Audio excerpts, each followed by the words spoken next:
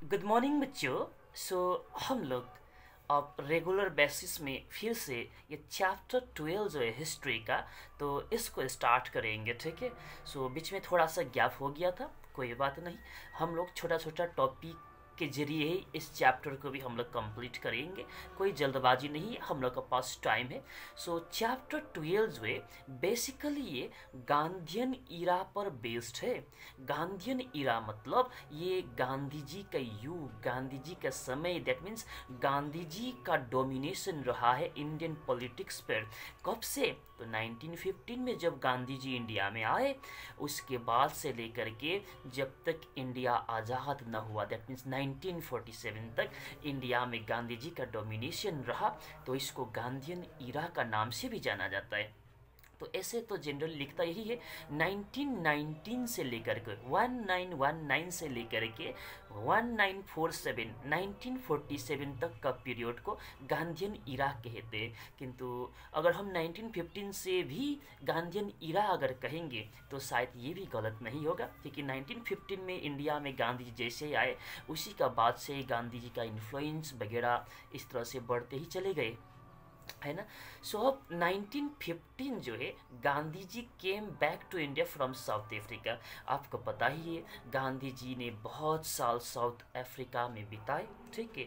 और वहाँ पर भी इन्होंने सत्याग्रह मूवमेंट स्टार्ट किए थे। सत्याग्रह क्या है उसका बारे में बताऊंगा बाद में। ठीक है। और उसके बाद 1915 में गांधी जी इंडिया आए और गांधी जी इंडिया का आज़ादी के लिए, ठीक है, तो इंडिया आए। तो इंडिया जैसे ही आए, अब गांधी जी ने ज़्यादा समय बाहर में बिताए हुए थे। अफ्रीका में बहुत साल रहे, उसके बाद इंग्लैंड में पढ़ाई किया है। तो इंडियन सोसाइटी का बारे में गांधी जी को उतना अच्छा बारीकी से इनको इंडियन सोसाइटी का बारे में पता नहीं था, ज्ञान नहीं था। तो इसीलिए गांधी जी का पॉलिटिकल गुरु गोपाल कृष्ण गोखले जो है, ठीक है, इन्होंने गांधी जी को सजेस्ट किया कि गांधी जी पहले आप एक काम कीजिए, पूरा इंडिया को विजिट कीजिए, पूरा इंडियन सोसाइटी को बारीकी से आप समझिए, उसके बाद आप यहाँ पर इंडियंस के आज़ादी के लिए, इंडियंस के अधिकार के लिए आप उसके बाद लड़िए। ठीक। और वही किया गांधी जी ने।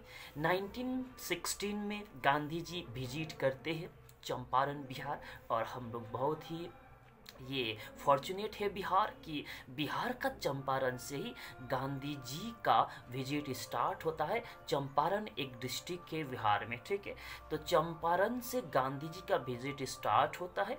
और चंपारण में जो इंडिगो जिससे कपड़ा का कलर बनता था ना उस समय, ठीक है, तो इंडिगो का खेती ज़बरदस्त लोगों से करवाया जाता था।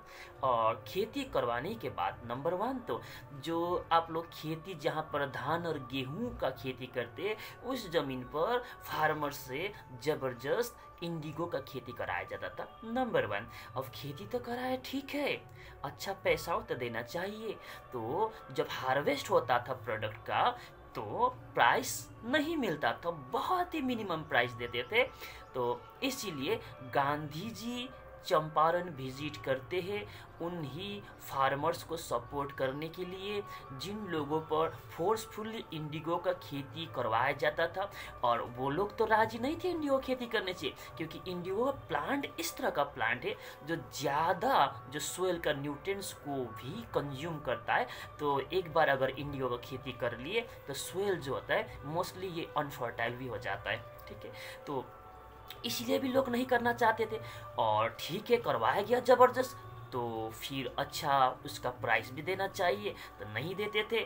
तो इसीलिए गांधी जी उन लोगों को सपोर्ट करने के लिए चंपारण गए, और बाद में जाकर के जो प्राइस जो मिलता था हार्वेस्ट का बाद इंडिगो का फार्मर्स को, ये भी बढ़ाने का काम किया गया, ठीक है। तो ये एक फ़ायदा हुआ। ओके। तो गांधी जी का पॉपुलैरिटी भी बढ़ा। तो यही से गांधी जी ने सत्याग्रह मूवमेंट स्टार्ट किए। तो दैट मीन्स क्या, गांधी जी ने ये जो फार्मर्स को सपोर्ट करने के लिए गया, तो क्या ब्रिटिश के अगेंस्ट में हथियार उठा करके लड़ाई लड़े और ब्रिटिशर्स ने इंडिगो का जो प्रोडक्ट का प्राइस बढ़ा दिए फार्मर्स के लिए? तो जरूर ऐसा नहीं है।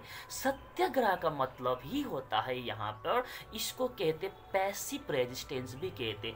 दैट मीन्स आपसे हायर अथॉरिटी जो होंगे, ठीक है, आपसे हायर अथॉरिटी जो होंगे उनका कोई पॉलिसी आपको अच्छा नहीं लगता है, ठीक है, उनका पॉलिसी अच्छा नहीं लगता है, तो दो तरीका है ना, तो आप उनका साथ लड़िए हथियार का बल पर, ताकत पर, शरीर का ताकत का बल पर लड़िए, हथियार का बल पर लड़िए, ठीक है। दूसरा है कि आपका पैसिव रेजिस्टेंस। पैसिव रेजिस्टेंस में से नॉन वायलेंट वे में, बातचीत के जरिए, ठीक है, स्ट्राइक के जरिए, भूख हड़ताल के जरिए, ठीक है, ये दूसरा तरीका से लॉब से, प्यार से बात कीजिए, ठीक है, तो इस तरह से भी उसका सॉल्यूशन ढूंढ सकते हैं। तो ये सत्याग्रह मूवमेंट जो है, सत्याग्रह एक्चुअली पैसिव रेजिस्टेंस है। पैसिव रेजिस्टेंस का मतलब होता है ये वायलेंट वे में अपने से हायर अथॉरिटी जो है उसको अपोज न करना, नॉन वायलेंट वे में अपोज करना, अपोज तो करना किंतु नॉन वायलेंट वे में, ठीक है। जैसे कि स्कूल में होता है ना कि टीचर पढ़ाना चाहता है, बच्चा नहीं पढ़ना चाहते, ठीक है, कुछ बच्चा ने पढ़ने का मूड नहीं है बोलते, तो कुछ बच्चा होता है एग्रेसिव होकर के बोलते, तो वो पैसिव रेजिस्टेंस नहीं हुआ। कुछ बच्चे सर आज पढ़ने का मूड नहीं है, थोड़ा सा कुछ दूसरा वे में बोलते होंगे। पैसिव रेजिस्टेंस आप इस तरह से भी समझ सकते हो, ठीक है। तो एक्चुअली ये पैसिव रेजिस्टेंस है सत्याग्रह। तो ये सत्याग्रह जो है वेपन ऑफ द वीक भी कहते हैं, इसको कमजोरों का हथियार कहते। गांधी जी कहते हैं ये सत्याग्रह क्या है, कमजोर लोगों का हथियार है। कमजोर कन ब्रिटिश लोग जो थे उन लोगों के पास सोफिस्टिकेटेड मॉडर्न वेपन्स था, इंडियंस लोगों के पास तो नहीं था ना। तो क्या हम ब्रिटिश का साथ हथियार लेकर के लड़ सकते थे?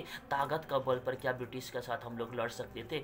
नहीं, गांधी जी का कहना है नहीं, ठीक है, क्योंकि ब्रिटिश का पास जो हथियार था हम लोग का पास तो था नहीं, उन लोग का पास गन था, हम लोग का पास तो ऐसा गन वगैरह था नहीं इस समय, तो कैसे लड़ सकते थे उन लोगों के पास, उन लोगों का अगेंस्ट में? तो हम लोग हो गई वीक। तो वीक का हथियार क्या है? सत्याग्रह। तो सत्याग्रह क्या है? ये फिजिकल फोर्स नहीं है, शरीर का ताकत नहीं है सत्याग्रह, ये है आपका प्योर सोल फोर्स, आत्मा का ताकत है। तो आत्मा का ताकत क्या है? ये एक लॉ है, लॉ का फोर्स से, ठीक है, लॉ का फोर्स है, नॉन वायलेंस का फोर्स है, ठीक है, जिसके जरिए लॉ के जरिए नॉन वायलेंट वे में दूसरों का दिल को जीतना, ठीक है, और अपना अधिकार हासिल करना।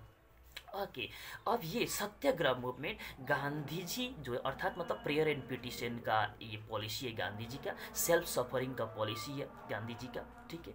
अब यहाँ पर 1915 में गांधी जी विजिट करते हैं, रिटर्न करते साउथ अफ्रीका से इंडिया। 1916 में गांधी जी विजिट करते चंपारण बिहार, यहीं से सत्याग्रह मूवमेंट स्टार्ट होता है गांधी जी का इंडिया में। जबकि सत्याग्रह मूवमेंट अगर इंडिया ने फर्स्ट टाइम कहाँ लॉन्च किया, वो तो साउथ अफ्रीका में स्टार्ट कर ही दिए थे, किंतु इंडिया में कहाँ से? चंपारण से, ठीक है। चंपारण कहाँ है? बिहार का एक डिस्ट्रिक्ट है ना। अब 1917 में गांधी जी विजिट करते खेदा डिस्ट्रिक्ट ऑफ गुजरात, गुजरात का खेदा डिस्ट्रिक्ट में। और विजिट क्यों करते? क्योंकि वहाँ पर क्रॉप फेलियर था। क्रॉप फेलियर मतलब उस समय जो किसान का प्रोडक्शन जो होते थे वो अच्छा नहीं हुआ था उस समय 1917 में खेदा डिस्ट्रिक्ट गुजरात में। तो प्रोडक्शन अच्छा नहीं हुआ था और टैक्स सिस्टम तो था ब्रिटिश टाइम में, बहुत ज़्यादा टैक्स देना पड़ता था। तो लोग टैक्स रिलैक्सेशन चाहते थे, टैक्स रिलैक्सेशन चाहते थे, और इसीलिए गांधी जी वहाँ पर गए उन लोगों को सपोर्ट करने के लिए। खेदा डिस्ट्रिक्ट गुजरात में जो लोग टैक्स रिलैक्सेशन चाहते थे उन लोगों को सपोर्ट करने के लिए वहाँ पर गए, ठीक है, विजिट किए खेदा डिस्ट्रिक्ट को 1917 में। अब इसी तरह से 1918 में गांधी जी विजिट करते अहमदाबाद गुजरात में। तो अहमदाबाद गुजरात क्यों विजिट करते गांधी जी? फिर घूमने के लिए नहीं ना। तो अहमदाबाद गुजरात फिर गांधी जी विजिट करते 1918 में। वहाँ मिल वर्कर्स को, मिल वर्कर मतलब टेक्सटाइल का मिल जो होता है ना, कपड़ा बनाने का मिल, वहाँ पर काम करने वाले वर्कर्स को सपोर्ट करने के लिए। क्यों सपोर्ट करना? क्योंकि वहाँ का वर्कर्स चाहते थे अपना वेज जो होता है, ज्याला जो मिलता है ना मजदूरी उसमें इंक्रीमेंट हो वो चाहते थे। तो उन लोगों को सपोर्ट करने के लिए, उन लोगों का डिमांड का सपोर्ट करने के लिए गांधी जी वहाँ पर गए। तो इस तरह से इंडिया में गांधी जी पूरी तरह से पॉपुलर होते चल रहे थे और गांधी जी एक नेशनल लीडर बन रहे थे। लोगों का नज़र में गांधी जी एक नेशनल लीडर बन रहे थे, एकमात्र नेशनल लीडर बनते जा रहे थे। और ब्रिटिश लोगों को गांधी जी से डर था, अगर वायलेंट वे में कुछ करता तब ना उसको दो चाटा मार के भी उसको सीधा कर देते, है कि नहीं। अब गांधी जी का पॉलिसी ही ऐसा है, कुछ करने भी नहीं बनता है। ब्रिटिश लोग डरे हुए थे, ठीक है, गांधी जी से अब ब्रिटिश लोग डरे हुए थे।